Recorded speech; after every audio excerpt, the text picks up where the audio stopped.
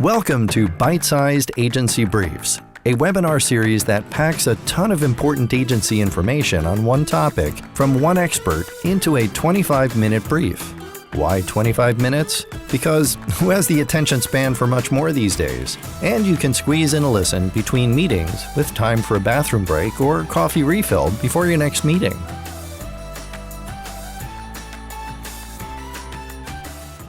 Thanks for tuning in. This is Byte-Sized Agency Briefs. I'm your host, Steve Guberman from Agency Outside, where I coach agency owners to build the agency of their dreams. Today, I'm talking with Owen Williams, founder and managing partner of Outside Lines. They're an independent creative brand and marketing, talent, and recruitment agency. So good to have some time with you today. Appreciate you joining me. How are you today? Doing well. Thank you for having me, Steve. Awesome. So let's jump in. Tell me about Outside Lines. Sure. Outside Lines, we are, as you said, a creative industry talent strategy and recruitment company. Outside Lines is a company that was born of a decidedly simple notion, one that, has inspired us from the very beginning. And, it's that we operate outside of conventional lines of thought, communication, of business. We are a global creative recruitment agency. We are agents of change to our clients. Oftentimes we're brought in to consult, advise, and sometimes transform businesses. We have over 20 years of industry experience, and we bring, an unparalleled vision and insight to talent searches, to talent strategy, and to structuring needs. We're seasoned industry experts. We take time to really understand each project, each client need, and each new team build to ensure that, ultimately our clients are successful through talent. Awesome. And so you came up through the agency ranks in some notable brands, Yep. Or I guess notable agency names. What was that process like, and what pulled you out of the agency space and saying, I'm going to go do this over here? Sure. Probably starts with how I even ended up in the agency space to begin with, which is, went to film school, went to entrepreneurial business school, wanting to produce movies.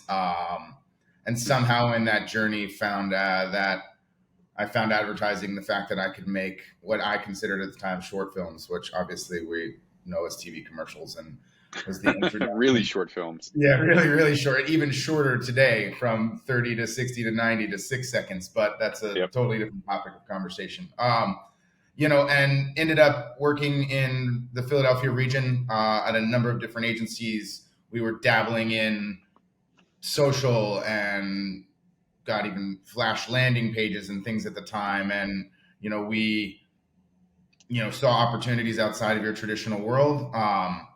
At some point in that conversation, my small regional agency lost our largest client, and half of the agency lost their job in that day. And, wow. After sitting in a bar with, 20 of my colleagues going, what just happened to us today?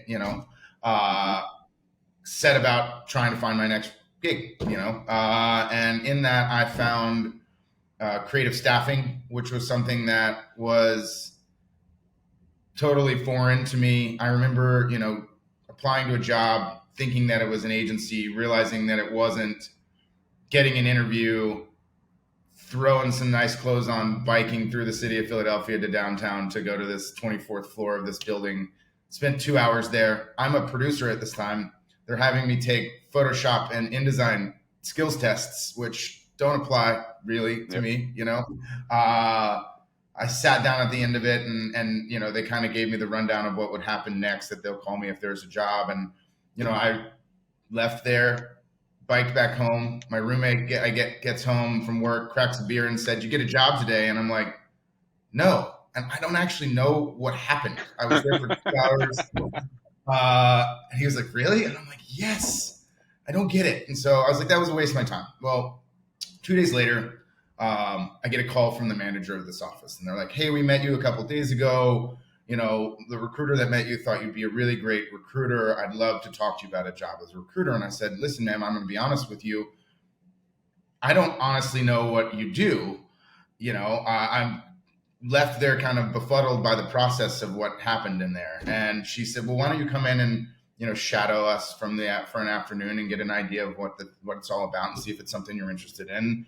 So I went in, sat with this person for a couple of hours, kind of like put a headset on, like they had the little thing like a call center and behind the scenes sort of thing. And then at the end, she pulls me in a room and she's like, so what do you think? And I thought, I get it. A client calls you and they're trying to have you solve a business problem. And that business problem is two things. It is a skill set, so a job description, and a skills match, but also like a personality match to their team and to their agency and the culture in which they've built. And the person's face was just blank. Like she just didn't understand what I was talking about. And that was just me spending 3 or 4 years in an agency there before. And there's a very competitive streak in me. And I'm like, in the back of my mind, if you're going to offer me a job, I'm going to be so much better at this than you are. Yep. And lo and behold, a couple days later, they called and said, hey, would you like a job? And I took it. It was probably the single worst job I've ever had in my life. I'm not going to name names of where it was, but it was metrics driven and numbers driven and absolutely terrible. And I've like peeled shrimp in a French restaurant as a teenager, and that was worse than that. And, I was there for a couple of years and, I will say probably worst job ever, but it taught me time management skills and certain things that like I still use to this very day. So, everything teaches you some form of lesson, whether you like it or not. But eventually got recruited by a company called Creative Circle, which at the time was a startup built to compete with this company that I was working for. And their motto was that they only hired people like me that had spent time in the industry, that could actually relate to a client, be it a managing director of a small agency or a producer or someone calling to build a team somewhere.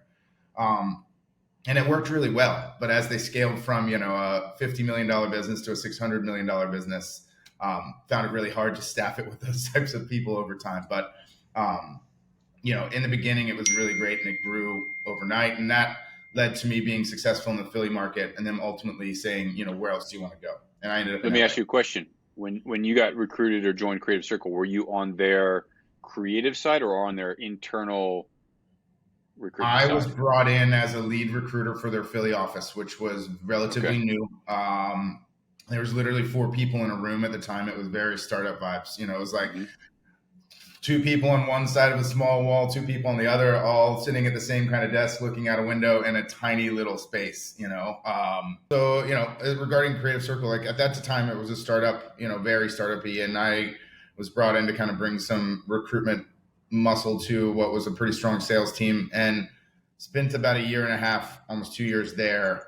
And ultimately was asked to go to a bigger market, and I'd always wanted to get back to LA, and that was kind of how they brought me out here. And that one thing led to another with them, and I spent a little over 5 years with them and kind of just outgrew that environment and wanted to have a connection to the people that I was recruiting and the company and the culture and things that I just hadn't had in a long time. I was missing that kind of creative collaboration on a regular basis. And so I started looking around and I interviewed at studios and design firms and production companies and kind of everything in between. And, 2013, I think it was the time 72 and Sunny happened to land in my inbox. It was an agency that at the time was skyrocketing towards, greatness. And it was just a very serendipitous life moment. It was something where I was in this kind of more salesy staffing model and wanting more, but making incredible amounts of money for my age but wanting more. And first realization in life that money isn't everything, and 72 and Sunny offered me 6 figures less than I was making. My wife my now wife was my girlfriend at the time and definitely knew there was a ring in the house somewhere. But I assured her that this was a very strategic roll of the dice. And, I spent a few years with them and it completely changed the course of my career. And, I ended up in talent. I think as I look back and how I ended up on the talent side of things is I'm just a naturally curious person that, ultimately loves the business of creativity. And that can be everything from music to fine art to commercial advertising to design, and everything from, abstract poster design to high-end brand design. And it's something that just that and the ability to connect with people and loving to kind of just meet new creative people and get to the core of what makes them tick, I think made me a great creative or recruiter within the creative space. And, I credit 72 and Sunny and the leadership at the time. I had a really great chief talent officer that really imparted some wise knowledge in the way that John Boyler, one of the founders of 72, thought about building creative teams. Yep. And his mindset around structuring a team that would then go on and do great things really, really resonated with me. And I literally have an old deck that I built just from the knowledge that I was picking up while I was there that I still reference to this day. Like even when we're rebranding and building Outside Lines the way it was today, I'm referring back to this deck to see if there's a nugget that I can use as a platform for So wait, so you'd be going through your work and John would drop some knowledge on you and be like, oh, I got to put that in this deck. I would literally just that was your screenshot library. Yes. And I love that. Put it in a deck later on. And it's something that I've kind of always done, just kind of kept a running journal of things that I've learned. And I think I encourage talent to this day, and this is going to be a little off topic, but I think it's good for the industry, is like, I encourage talent no matter what level of their career is. They could be the most junior person stepping straight out of school or the most senior person looking for their next partners to work with. But I've always taken jobs for people that had skill sets or traits that I didn't have that I wanted, that I saw when I met them, that I thought, oh my goodness, I really admire that trait in that person, and I want to spend some time with him and learn it and gather that for my own toolkit. And I think that's what that rolling deck is for me, is that. And I think, so long story short, 72 was growing. I had gone from leading a team at Creative Circle to being just the recruiter at 72, which was great because it gave me an open platform to explore and to make mistakes and to learn something in a different space.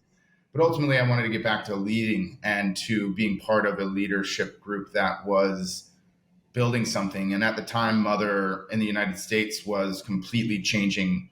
The leadership had changed over.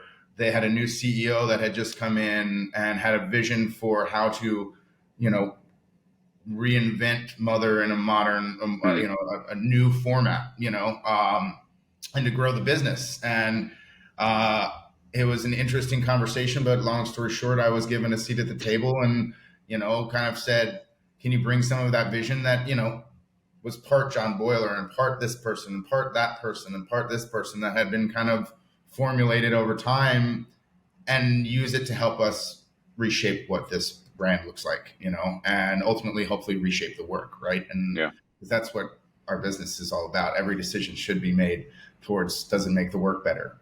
No matter what, whether you're in, performance marketing or, large scale storytelling, everything should be, geared towards that. So long story short, that happened. Spent a couple of years in New York. Ultimately, I think for my family, I needed to get back to LA. Was welcomed with open arms with the folks at Mal here in LA. And that gave me a different platform. It was very global. It was very, it was the opportunity to kind of start to use this platform that is Mal to start meeting unique, creative leaders from all shapes and walks of life all over the world, which ultimately led to starting my own kind of agency and talent-focused agency within the space. Awesome. So Outside Lines is what you pulled through your career and how you service other agencies. Were you able to bring some of those agencies along, 72 or Mother, as clients, or did you have to start building from scratch? No, actually, Mother was a founding client. Still very close to them and the businesses that they have built ever since then. And it's not necessarily a connection to the clients themselves, it's connection to the people. And I think I am still to this day doing business with people that I've crossed paths with within my career. And I think, Outside Lines has grown in its little over 3.5 years of existence through those relationships. Many of the catalysts of the business were former bosses or people that I'd met throughout the industry, whether it's people that I'd worked with or people that, I'd crossed paths with that we wanted to work together, kind of realized, oh my gosh, he's a free agent now. We can totally work with him. And in the beginning, it was just me. Now I've built a small, really mighty team, but at the time it was just me and it just happened to be the same time that COVID hit, which was a very kind of tumultuous time for everyone in the industry. And I think it was a very good time to get the word out about what I was doing, because there was both these conversations with, leaders, and to go back a little bit, when I decided to do this, like any good person from the industry does, I built a deck of what I was going to do, how I was going to do it, what was going to separate me from it.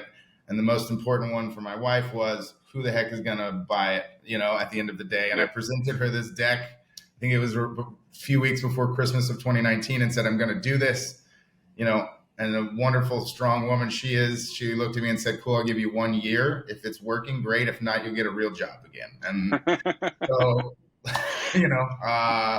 I said, thank you for the vote of confidence, and got to work. And here we are 3 years later, and you don't have a real job. So that's a good sign. I have a real job. Thank God. Good for you. But, it was, and then COVID hit, and, I worked with a really good friend and his design team, and they, built the brand from scratch, and we launched it during COVID. And, it turned out to be such a warm time. People were losing their jobs right and left. People were stuck in jobs that were burning them to the ground, but they were scared about what would happen next if they left it. It was a very interesting time. And I put myself out there as, confidant and a shoulder and, strategic help. And ultimately, we had enough business through the people that we'd already known that kept us afloat during COVID. But then towards the end of August, in 2020, you started to see that uptick that was just 2 years long, that just turned into the Great Resignation. It turned into one of the absolute craziest times I've ever seen in the talent side of this industry, period.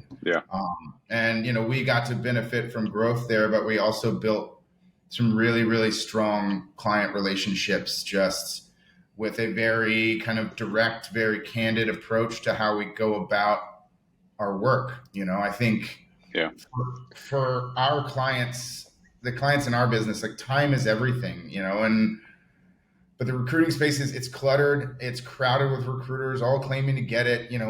Many of them have, without even ever stepping foot in an agency or a design studio, to ever solve a problem, and I think that's where we at Outside Lines seek to shift things. The business of our clients are constantly shifting. We are a recruitment agency that focuses on trying to work outside of the traditional context to help businesses transform. And I think, we approach our role as an outside partner in a very candid and a very direct way, and I think that I think you have to.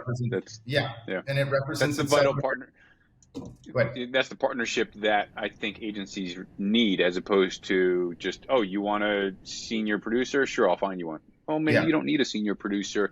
Let's look at what I don't know if you're looking at pipeline. I don't know if you're looking at, your look aheads, things like that, but your usability, like, why don't you tax this person who's only at 40% usability, or, whatever, Absolutely. Strategically like that. I think that's vital partnership. That's part of the strategy side of it. And I think we have chosen to remain smaller because we like to work with clients that really do let us get a peek under the hood and really are willing to give that information over.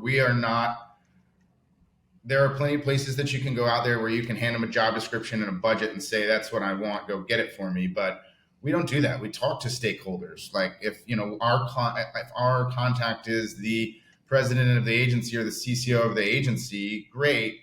You're calling to tell us that you want this, and we're dealing with your, internal HR department, but I want to know who the hiring manager is, or who this person's partner is. And we want to get to know those people and understand what their day-to-day is like, because the clients that we work with, we're very lucky to have some really amazing high-end clients in all shapes and sizes, and they're oftentimes looking for the best. And the best tend to be quite happy where they are, well compensated where they are, and not necessarily turning their heads, and we as an outside partner need to have all of the information possible so that we can, when we find these people, Yeah. actually paint them a picture, not just of the job, but them in the job, being successful in the job and understanding what that is. And that's where our very kind of direct, candid, open, listening mentality kind of comes in. But to your point, we will also kind of be candid when we have clients that, are wanting more with a lot less, or to your point, feel like they need a lot more than they may actually need at the end of the day. And I think what I realized when we finished our first project building an in-house creative team, that we spent probably like 80% of the budget that was handed to us. And at the end of the day, I was astounded that we were able to do it for that. But at the end of the day, sometimes you don't need to spend everything you have. Yep. You can actually find and build a really great team that can get X, Y, and Z done for less than you think, less than we even thought at the end of the day. So I know you've got your kind of finger on the pulse of what the market looks like, what the, layoffs out the wazoo in the tech world today.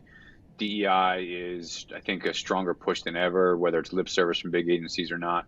What do you see, and I don't typically timestamp these recordings, but it's May 1st, 2023. Yeah.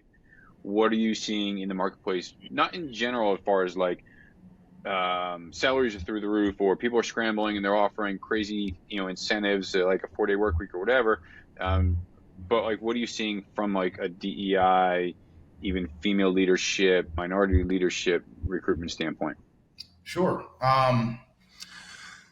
We saw a massive push for DEI that came in, both brand and agency side after the Black Lives Matter movement. And it was this promise and this commitment to change the face of the workforce, which I'm not going to deny. I think that there was a bit of lip service, but I think I and many of my peers saw and felt more stringent efforts being put into place than we had ever seen before. Even though you thought it was lip service, you felt like there was actual effort? I would say that there was a feeling of lip service, but at the same time, you still felt the initiatives being put in place. We tend to make sure that when we present a batch of candidates, whether asked or not, that they are diverse. There are women and people of color always represented when we can, right? Yeah. Which is at this point probably 85 to 90% of the time we're able to present a diverse group of candidates. But I think what ended up happening is there was this scramble for diverse leadership, and at the time there just wasn't that many diverse leaders in the industry because for decades they'd never been given the upward mobility of it. Sure. One of our board members is a really amazing woman named Shannon Washington, who is right now as the CCO of RGA in the US. And they did a short film, which was a sit down. I can't remember, it was in 2022 or 2021, which was literally with there are 7 African-American ECD CCOs in the entire industry across the United States. And they sat down and had a conversation about it, and wow. I think you see that across brands and agencies, but I think the positive of it is this, and it is something I've been saying for the longest time, because there can only be so many people that have stuck it out in this industry at the leadership level and fought through everything and not totally left the industry and gone and done something else midway through their career. Mm-hmm. But I would say that the bottom third of our industry is more diverse than it has ever been in the almost 20 years that I've been in it. And I think I credit that to the initiatives that have been put in place by both brands and agencies to try to hire young, diverse talent, and not just hire them, but try to keep them in the industry. And groom them. And groom them, and there's places like Wieden and Kennedy and what, they're doing with Bodega and what they're doing, which is like allowing the creator culture to touch big brands like McDonald's, and not just touch it, but they're influencing it in a modern way. And John Petty over there, JP, is reinventing the way that advertising and brands communicate to culture, And I think some of the work that they've done across a variety of brands, but McDonald's is sticking out in some of the kind of adult meals that they've created and the brand collaborations that show up authentically in the world. I think that is that is a direct correlation to, we said it earlier, but every decision we make should make the work better. That is a direct correlation to bringing diverse thinking into the room, allowing them to have a voice and seeing it in the end product at the end of the day. Because when you say better means, is it communicating with more people? Is it communicating with the right people with the right language? Like, better doesn't just mean prettier and winning cans awards. It means, like, who is it talking to and how are we helping elevate whatever that cause is? If it's a cheeseburger or if it's, eliminating cancer or whatever the heck the thing is, that's what better really means. And so, if they're able to bring in that junior talent that brings in a greater scope of perspective, do better work, speak to more people. Yeah, I fully love that, man. Yeah. And I think those diverse minds that are learning creativity, both in your traditional strategic, rigorous mentality of building brands, but also with the modern brands live in culture. We make something, it goes out to the world, that lasts for X amount of time. We move on and make the next thing, kind of melding those cultures, are going to be the future leaders of the industry. And if we can keep this current crop of juniors and mids that are across all disciplines in the industry with us for the next 5 to 10 years, we will see a much more diverse leadership class in the industry. But if we can't, it's going to remain the same. Well, if you think about it, and I love that, the kind of idea of that, but if you think about, they may have the right formula, because there's a push on bringing on a diverse junior mid-level group that can be brought up through the ranks to become the leaders. There's a push on monitoring, maintaining, and supporting mental health within the creative space. And so maybe that helps eliminate burnout. Maybe that helps eliminate the derogatory treatment towards junior talent, things like that. And so they can survive the, I don't know what you want to call it, the beaches of Normandy in the early stages of creative space. That's a horrible analogy. But, if they can, listen, junior talent, days for junior talent is just treacherous. So if they can survive it through the support that's being put in through teams like yours, there's an awesome future ahead for them. I want to switch gears real quick and just throw a couple rapid fire questions at you before we run out of time. So what's a book or a podcast or a show or something that you just can't get enough of these days?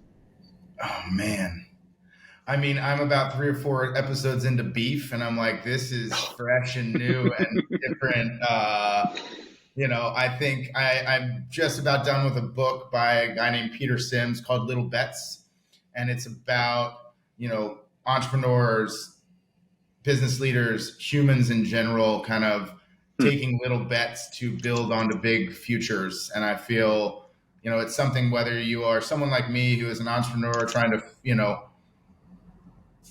innovate in your space and constantly find new ways to kind of change the game, or if you're, just someone living their lives and trying to kind of continue to grow as a human, I think it's a really good book to kind of just help understand that, everything you do doesn't have to be this giant over-calculated thing.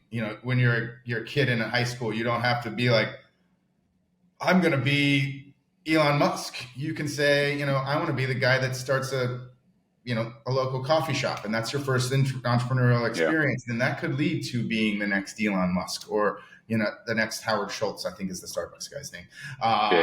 But that's something that I think, I literally finished 2 days ago, and it's still in the back of my mind as a really good read. Cool.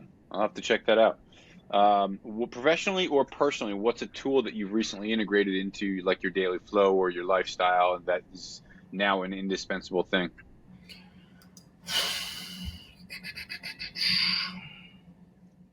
Wow, that's a really tough one. I think the Notes app on my phone is something that can never I can never let go of it. And I know it's not something that's super modern or new. I think that the one that Apple just released a couple weeks ago, Freeform, is something that I like. It's like I've been playing around with it.